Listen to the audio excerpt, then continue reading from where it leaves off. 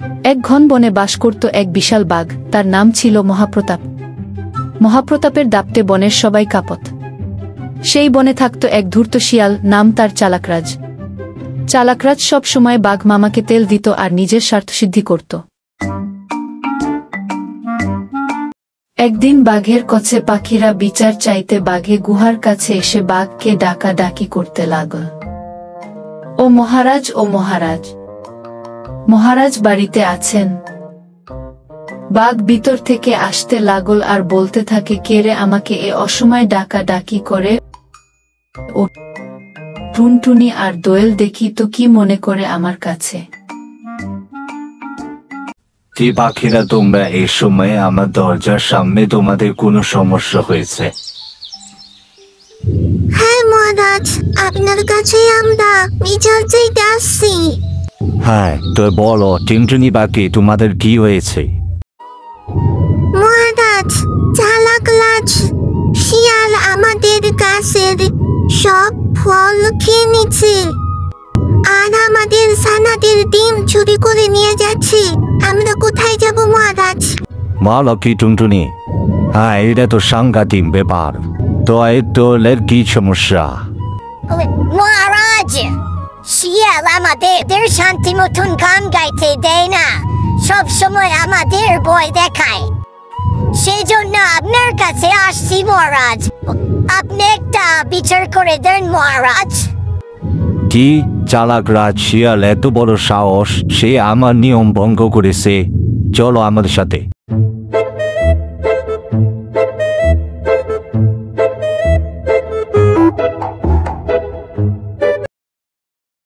বাবা রে, টুনটুনি পাখি আর দোয়েল পাখি দেখি মহারাজকে সাথে নিয়ে আমার দিকে আসতেছে। এখন আমি কি যে করি? এখন তো দৌড়ো, পালিয়ে যেতে পারবো না, আমার তো বই হাত পা কাঁপতেছে। জি চালাকরাজ, তুমি আমার রাজত্বের নিয়ম ভেঙেছো। মনের পাখিরা তোমার নামে অভিযোগ করেছে। আহা মামা, ওরা তো সব ভুল বলছে। আমি তো ওদের বন্ধু, আমি ওদের জন্য রোজ পাহারা দিই আর ডিম। সে তো ওদের ছানাদের জন্য পুষ্টিকর খাবার জোগাড় করতে গিয়ে আসলে আমি ওদের দিনগুলোকে আরো ভালো জায়গায় লুকিয়ে রাখি, যাতে অন্য কেউ চুরি না করে। কিন্তু পাখিরা যে বলছিল তুমি ওদেরকে কষ্ট দিচ্ছ। মামা, তুমি তো জানো আমি খুব ভালো গান গাইতে পারি। ওরা হয়তো আমার গানের সুরকে হিংসা করে, তাই এসব বলেছে। না মহারাজ, সত্যি বলছি, ও তো চালাকরাজ শিয়াল আমাদেরকে ঠিক মতন গান গাইতে দেয় না।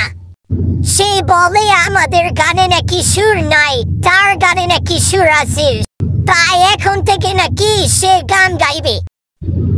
মহারাজ, আর আমাদের গাছের সব ফল খেয়ে ফেলে আর আমাদের ছানাদের ডিম চুরি করে নিয়ে যায়।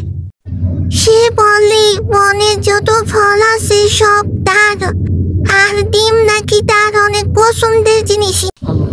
না মামা, এগুলা সব মিথ্যে কথা, ওরা সবাই মিলে আমাকে ফাঁসাচ্ছে। চুপ থাক চালাক শিয়াল, তোর কোনো কথা আমি শুনবো না। তুই আজকে রাত হওয়ার আগেই তুই আমার এই বন থেকে চলে যাবি। মামা, আমি আর জীবনে এরকম কাজ করবো না, তুমি আমাকে ক্ষমা করে দাও। ঠিক আছে, তোকে এবারের মতো ক্ষমা করে দিলাম। এরকম ভুল আর কখনো করবি না। আর কোনো পশু পাখি যদি বিপদে পড়ে তো একজন আরেকজনকে উপকার করবি। এখনকার মতো বিচার শেষ, সবাই যা যার মতো করে যা। তখন শিয়ালটি তার ভুল বুঝতে পারল আর বাঘ ফিরে যাচ্ছে। পাখিরা খুব খুশি মনে ফিরে যাচ্ছে। এরপরে বনে শান্তি ফিরে এসেছে, সবাই মিলেমিশে থাকতে লাগলো।